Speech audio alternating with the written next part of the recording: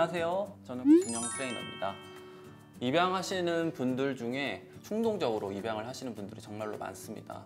그렇게 결정을 하시고 파양도 하시는 분들이 정말로 많아요. 이번 강의에서 다룰 내용은 정말로 입양할 수 있는 상황인지, 내가 어떤 것들을 해야 실패하지 않을 수 있을지 이야기를 한번 나눠볼 거예요. 맨 처음에 고려해 볼 것들은 여러분들이 반려동물을 키울 수 있는 상황인지 한계를 인지하시는 거예요. 처음에 키울 수 있다라고 보지 말고 키울 수 없다라고 생각을 하시고 접근을 하시는 게 실패하지 않을 확률이 높습니다. 여러분은 지금 반려동물을 키울 수 있는 상황인가요? 내가 반려동물을 키운다면 동물한테 얼마나 많은 시간을 쓸 수 있을까? 동물마다 개나 고양이 그리고 그 동물의 개체마다 관리를 받아야 되는 충분한 시간이 필요합니다. 충분한 시간을 주지 않은 시에 동물은 행동 문제를 일으킬 수 있어요. 그 행동 문제가 일어나면 여러분들은 더 반려동물을 키울 수 없는 상황이 될 수 있습니다. 그렇기 때문에 내가 정말로 키울 수 있는 상황인지, 그리고 이미 반려동물을 키우고 계신다면 기존에 키우고 있는 반려동물과 잘 맞을지도 고민을 해보셔야 돼요. 맞지 않아서 어려움을 겪고 계시는 분들도 상당히 많습니다. 동물이라면 행동 문제가 있을 수 있습니다. 짖음이나 배변, 분리불안 이런 것들이 있을 수 있고요.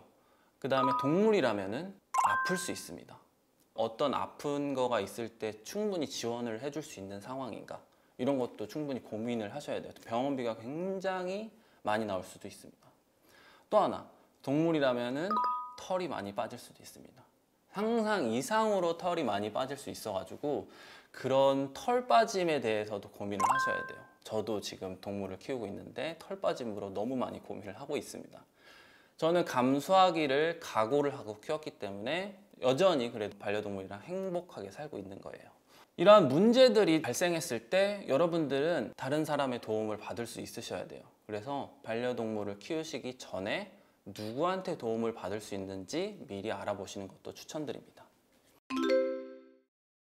이제 반려동물을 선택하시겠죠?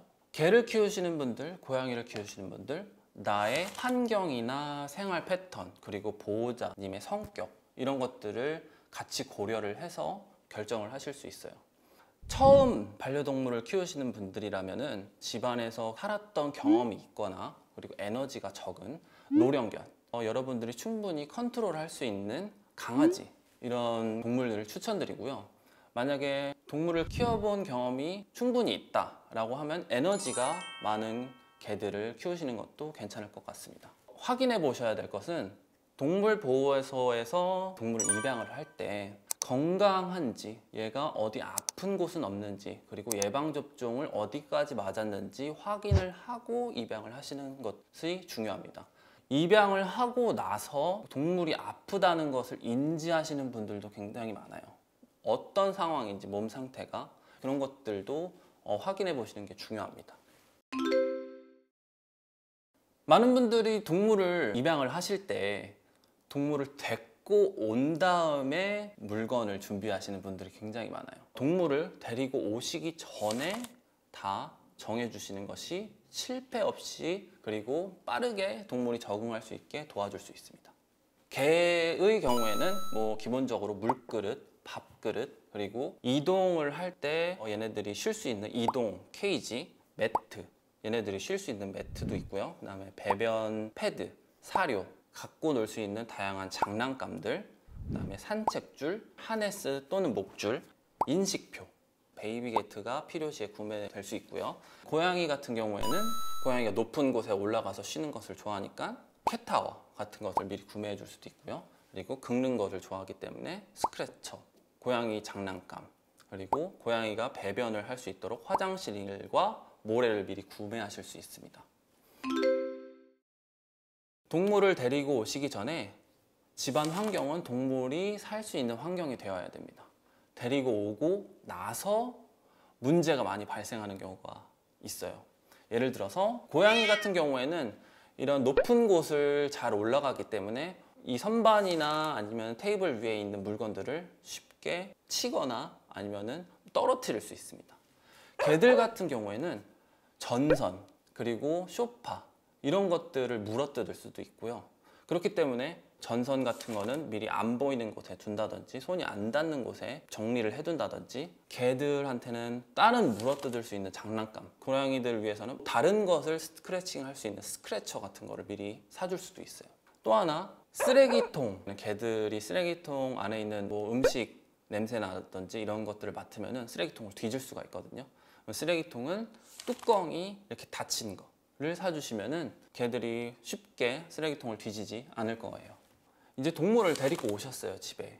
동물을 데리고 오신 다음에 많은 분들이 실수하는 것이 동물이랑 같이 많은 것들을 해보고 싶어 하세요, 처음부터. 근데 동물보호소에서 집으로 온 동물들은 새로운 환경이기 때문에 긴장하기 쉽습니다. 동물한테 맨 처음부터 많은 것을 요구하는 것보다 집 안에서 먼저 적응을 할 수 있도록 도와주는 것이 중요합니다. 맨 처음에 개를 데리고 오실 때 거실이나 이런 오픈된 공간, 사람이 많이 이동하는 공간에 두시는 것보다 조용한 곳에서 얘네가 쉴 수 있도록 자리를 만들어 주시는 것이 중요해요. 쉴 수 있을 때는 충분히 쉴 수 있는 공간, 그리고 충분히 쉴 수 있는 시간을 주시는 것이 좋습니다. 맨 처음에 산책을 나가실 때 멀리 나가시는 것은 추천드리지가 않아요.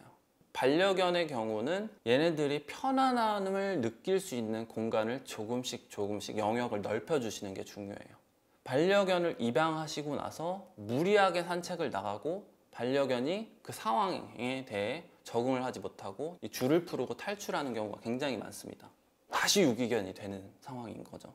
그래서 처음 반려견을 키우기 시작 1, 2주 정도는 무리하게 산책을 나가지 않고 집 안에서 충분히 적응할 수 있게 도와주고, 가벼운 산책, 짧은 산책을 하고, 산책을 나갈 때마다 간식이나 이런 것들을 챙겨가서 바깥의 환경을 잘 적응할 수 있도록 도와주는 것을 목표로 두시는 게 좋습니다.